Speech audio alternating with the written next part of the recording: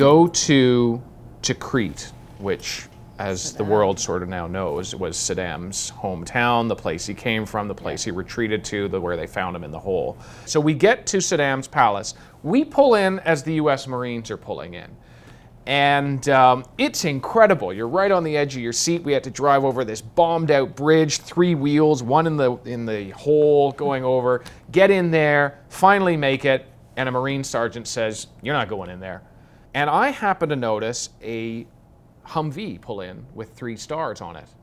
Light bulb, right? Important guy. So in you go.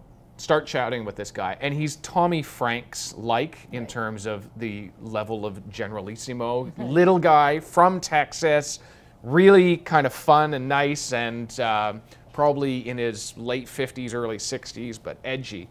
And I said, totally thrilled to be there. Yes, yeah. He's just this is his moment, and he's captured Tikrit, and so. I say, how are you? And he goes, yeah, who you guys? Who you guys? Well, we're Canadian TV.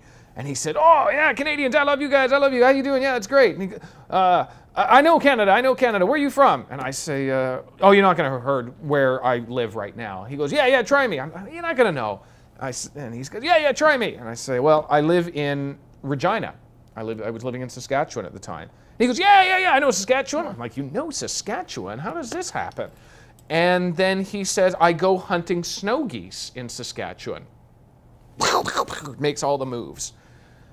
And I can't believe it. I pull my wallet out and I show him my Saskatchewan driver's license. Who knew this could have the beneficial effect it would have? And he's like, yeah, Saskatchewan, that's great. He knows how to pronounce it and everything. And he says, what are you guys doing here? And I say, well, we're here to, try to go inside, but that sergeant says we can't. And he goes, bullshit!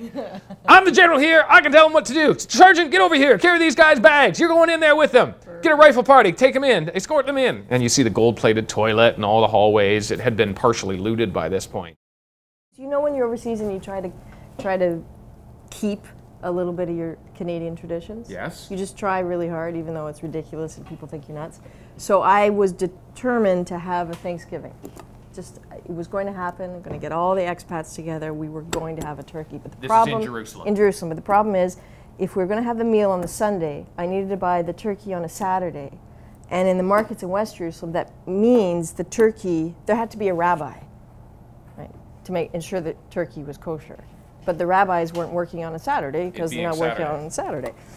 So this occurred to me a little late. So I called Nuha in the West Bank and said, Nuha, I know this is a completely crazy question, this is a friend of ours, and said, do you have any turkeys? I mean, are there any turkeys in Ramallah right now? I know it's the middle of the Intifada and there are lots of incursions and it's a really bad time, but if I popped over, do you think, is there a store with turkeys? Oh yeah, don't worry, which she always says, don't worry, sweetie, we've got it. So I went to, she said, but we're gonna have a little problem with the checkpoint, because it's really busy, and sometimes I'm allowed to go to the fence with stuff, but you have to negotiate it on the other end. So I get to the checkpoint, and there's a huge line of people trying to get in and out, and it was a bit of chaos, lots of soldiers, and I thought, this is not going to work. This woman is like arriving with a bird in a bag. This is not going to go over very well. So I went to the soldiers, and I said, look, this is a little strange, but it's a festival back home, and I really want to cook a turkey, and see that lady with a big yellow hat. She has a turkey in a bag, and she's just going to approach the fence. Can we pass the turkey across the checkpoint? And they were not happy with this. So negotiations ensued. Please, I need my turkey. So 2 guys come with me, and they've got the M16s out, and very suspicious of Nuha. And I'm thinking, please, dear God, do not shoot my friend. Yeah. This, please, it's just a turkey. So we get there, and they, Nuha's like, I have the turkey. I have the turkey. And so these guys stick their guns inside. They're like, it's a turkey. I said, I told you it was a turkey. It is actually a turkey. So some negotiation with the commander, the bag gets handed over. Thanksgiving. It all worked out. All ended well. Everybody ate. I had to cut the head off, but other than that, it was all good.